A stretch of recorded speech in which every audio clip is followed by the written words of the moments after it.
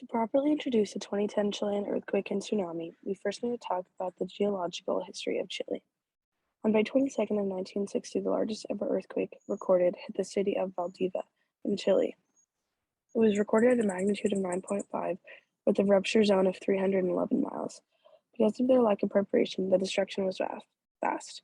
Roughly 2 million people were left homeless, 3,000 injured, and 1,655 were deceased. Although devastating, the Valdivia earthquake forced locals to rebuild their town with future catastrophes in mind, hindering further demolition.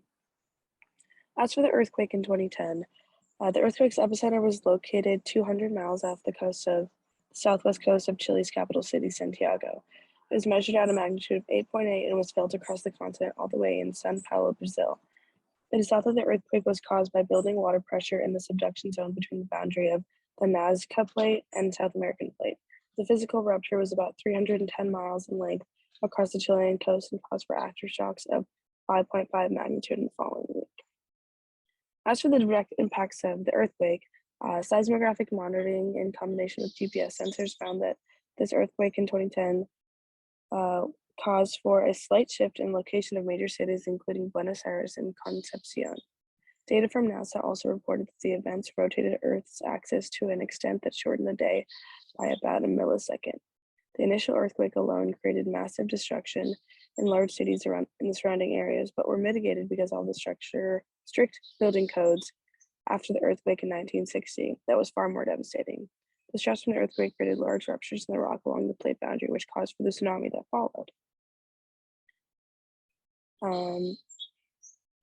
The tsunami was most aggressively felt in the nearby coastal town of Constitucion at about 50 feet of waves, while the earthquake-generated waves were felt in other locations. They were much smaller, still reaching up to 8 feet in faraway island nations.